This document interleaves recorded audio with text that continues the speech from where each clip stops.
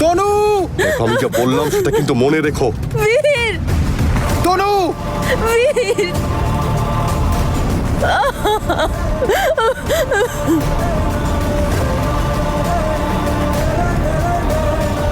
তনু, তনু, তনু, অমৃত! হ্যাঁ দাদা। অমৃত, ওকে ধর! তনু, তনু কে ছিল? যশ। যশ?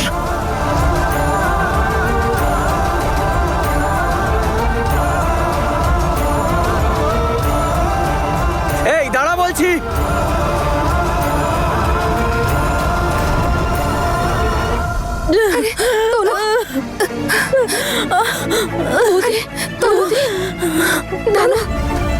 রক্ত বেরোচ্ছে। দাদা ও তো পালিয়ে গেল, কিন্তু ওর মুখ দেখতে পাইনি আমি। কে ছিল ও? ওটা যশ ছিল।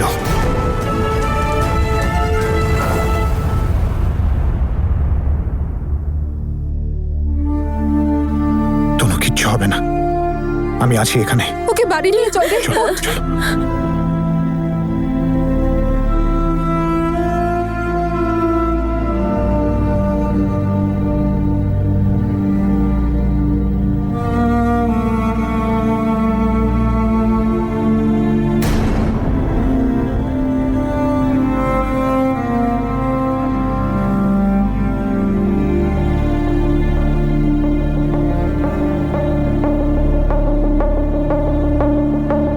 মা, কি হয়েছে বল।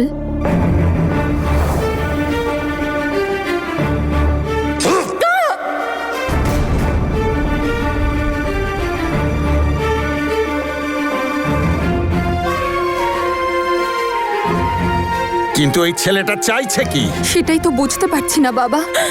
যদি বিয়ে করে ছেড়েই দিতে হয় আরে তাহলে ওটা কোনো বিয়ে ছিল না দিদি। ও শুধু তনুকে নয়, উল্টে আমায়, তনুর পরিবারকে, সবাইকে ঠকিয়েছে।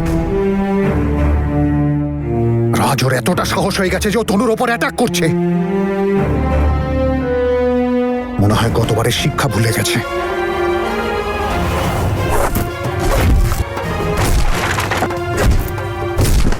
একবার আমার সামনে আসুক শুধু। ওকে যদি উচিত শিক্ষা না দিয়েছি তখন। বেচারি তনু, ওপরওয়ালা না করুন আবার যদি যশ তনুর উপর কোনো রকম অ্যাটাক করে তখন। আর আমি তো এটাই বুঝতে পারছি না যে এত দিন পর ও এলো কেন।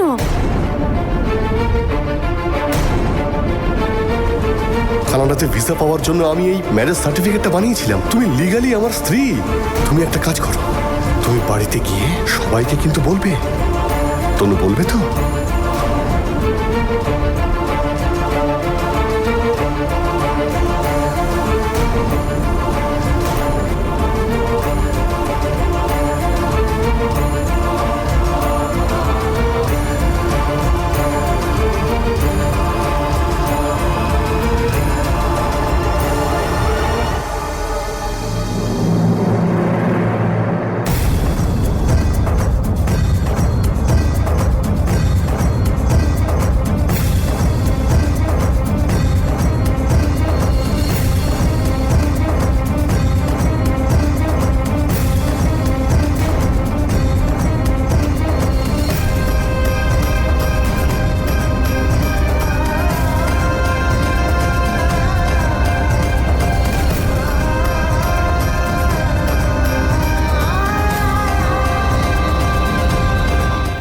এটা কি বেআই মশাই?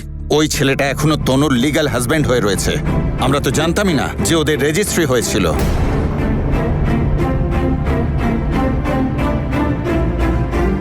আসলে দাদা, কানাডার ভিসার জন্য। তাহলে আপনি এখনো কিছু করেননি কেন? ডাইভোর্সের অ্যাপ্লিকেশনটা তো করতে পারতেন। কি আর অ্যাপ্লিকেশন করব দাদা? যশের মা ধরা পড়ার পর এটা তো পরিষ্কার হয়ে গিয়েছিল যে ওরা আমাদের ঠকিয়েছে। উকিলও তাই বলেছিল। এটা যেহেতু একটা ফ্রড কেস, তাই এই বিয়েটাকে বিয়ে বলে ধরাই উকিল হবে কে না। ছিলেন? ও তো ওদেরই উকিল ছিল। বাহ, আপনারা তার কথা মেনেও নিলেন। বেআই মশাই, একবার এটাও তো ভাবতে পারতেন যে সেই উকিলও ফ্রড হতে পারে, সেও মিথ্যে কথা বলতে পারে। সেই সময় আমরা খুব ঘাবড়ে গিয়েছিলাম দাদা। তনুর শরীরও ভালো ছিল না, তাছাড়া তখন জ্যাসমিনের বিয়ের কথাও ফাইনাল হয়ে গিয়েছিল। আর তারপর যা কিছু হয়েছে সব আপনারা তো জানেনই। আমি বুঝতে পারছি যে খুব বড় একটা ভুল করে ফেলেছি। আসলে ভালো করে সবকিছু যাচাই করা উচিত ছিল, আর কাগজপত্র চেক করা উচিত ছিল। আর আমার ভুলের শাস্তি এখন আমার তনুটাকে পেতে হচ্ছে।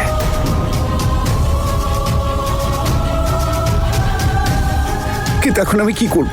এই নতুন বিপদ কি করে সামলাবো? দাদা, বাবা, বাবা, সাবধানে, ধরো কেউ। বাবা, এখানে বসো, বসো, তুমি এখানে। বসুন। কিছু হয়নি আমার, ঠিক আছে। আমি কিছু একটা করে তো তনুকে এই সমস্যা থেকে বার করতেই হবে। কিন্তু বৌদি কি ততক্ষণ সেফ? ও যদি আবার বৌদির ক্ষতি করার চেষ্টা করে তাহলে? ও এইসব কিচ্ছু করবে না। ও তনুর আশেপাশেও ঘুরবে না। ওকে যদি আমি তনুর ত্রিসীমানায় দেখতে পাই, ওকে আমি ছেড়ে কথা বলবো না। তনুর কিছু হলেই রাগে ফেটে পড়ে ও। আর যতদিন না এই সমস্যার সমাধান হচ্ছে, তনু এই বাড়ির বাইরে যাবে না। তনু, বাবা ঠিক বলছেন। তুমি বাড়ির বাইরে যাবে না, ইনফ্যাক্ট তুমি লনেও যাবে না। আমি নিজে দরজার বাইরে দাঁড়িয়ে পাহারা দেবো সারা রাত। তুমি টেনশন নিও না একদম। আমাদের উকিলকে আসতে দে, উনি যেমন বলবেন আমরা তেমনই অ্যাকশন নেব। চিন্তা করিসনি।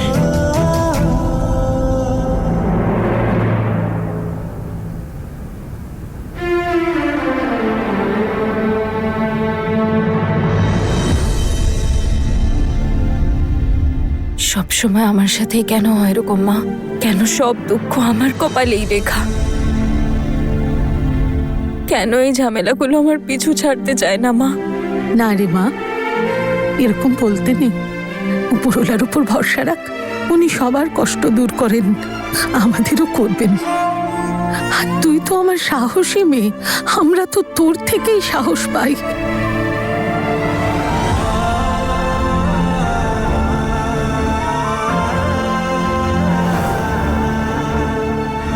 জামাইবাবু কোথায় গেল? একটু পরেই চলে আসবে, মিটিং অ্যাটেন্ড করতে গেছে। তনু ম্যাডাম, এই যে রাগটা আছে না আপনার ভিতরে, সেটাকে বাইরে আনা খুব জরুরি। এটা ভাবো যে এই বাসটা হলো সেই ফ্রড যশের মুখ। এই হাতে নাও আর ছুঁড়ে মারো।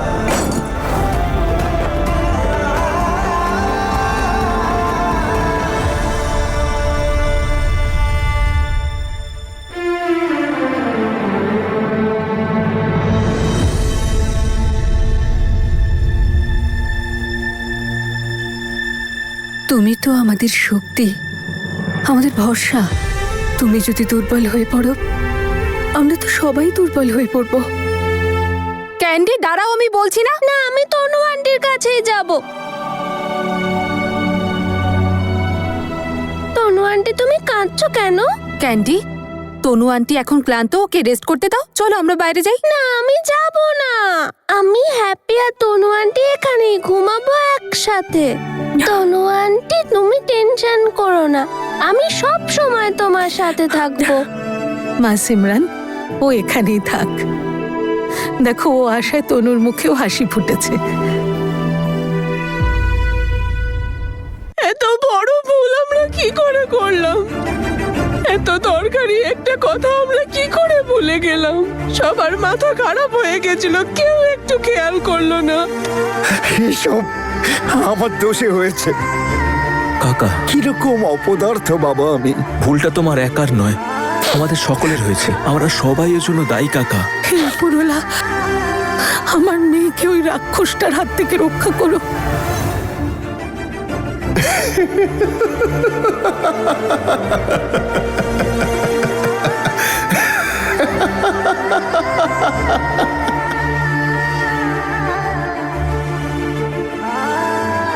তুমি আমার স্ত্রী তনু, এই যশই তোমার স্বামী।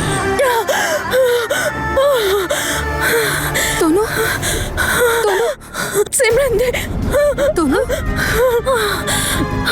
কিছু হয়নি তনু, চুপ করো তুমি। দাদা, ফ্যাক্টস, উইটনেসেস আর ম্যারেজ রেজিস্ট্রেশনের হিসেবে এই বিয়ে এখনো লিগ্যাল। এই ছেলেটা যশ আর তনু আইনত এখনো কিন্তু স্বামী স্ত্রী। কারণ যশের বিরুদ্ধে কোনো ফ্রড কেস যেহেতু নেই, তাই ওর বিরুদ্ধে কোনো অ্যাকশন নেওয়া এখন খুব রিস্কি। দেখতে হবে অফিসিয়ালি আমরা কিভাবে তনুকে ডিভোর্স দেওয়াতে পারি। এর জন্য আমাদের লুপহোলস খুঁজতে হবে। 2 দিন পর সরকারি ছুটিতে কোর্ট বন্ধ হচ্ছে, সেই জন্য আমাদের যা কিছু করতে হবে এই 2 দিনেই করতে হবে। তারপর যা হবে কোর্ট খোলার পরেই দেখা যাবে। কোর্ট খোলা পর্যন্ত অপেক্ষা করতে পারছি না আমরা। ছেলেটা আগেই এত কিছু করে ফেলেছে, যদি আরো কিছু করে ফেলে তাহলে। যতদিন তনু এই বাড়িতে আছে ওই ছেলেটা ওর কোনো ক্ষতি করতে পারবে না। অন্য কোনো রাস্তা নেই উকিল বাবু? এখন সবটাই কোর্টের হাতে, আর কোর্টের প্রসিজিওর আপনারা জানেন। আর এসবের মধ্যে তনু আর বীরের বিয়েটা কি হবে?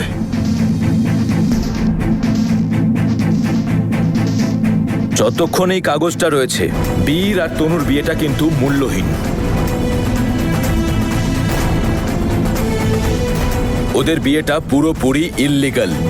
ইনফ্যাক্ট যশ এই ব্যাপারটা সুযোগ নিয়ে আপনাদের সকলের জন্য নতুন সমস্যা তৈরি করতে পারে। ও এটা দাবি করতে পারে যে আপনারা সবাই এটা জানা সত্ত্বেও তনু আর বীরের বিবাহ দিয়েছেন, আপনাদের উপর আইনত ব্যবস্থা নিতে পারে।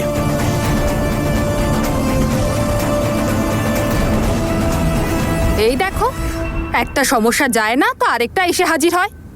এই 2 বোন যে আরো কি কি কাণ্ড করে রেখেছে কে জানে বাবা। কার সাথে বিয়ে হচ্ছে, কার সাথে ডিভোর্স হচ্ছে কিছু বুঝতেই পারছি না। আরে টিভি সিরিয়ালের থেকেও বেশি নাটক চলছে এবার। আরে এখানে সবার মাথা খারাপ হয়ে যাচ্ছে, আর তুমি বাজে বকা থামাচ্ছই না। একটু মুখটা বন্ধ রাখতে পারো না? মা, তুমি চিন্তা করো না, আমরা সবাই মিলে কিছু না কিছু রাস্তা বের করব। হ্যাঁ, তুমি চিন্তা করো না।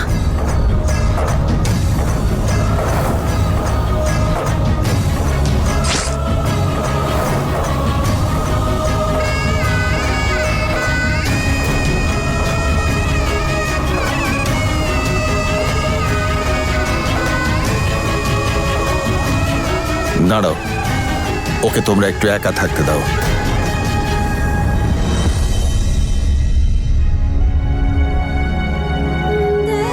ততক্ষণ বীর আর তনুর বিয়েটা মূল্যহীন। ওদের বিয়েটা পুরোপুরি ইললিগাল। ইনফ্যাক্ট যশ এই ব্যাপারটা সুযোগ নিয়ে আপনাদের জন্য নতুন সমস্যা তৈরি করতে পারে।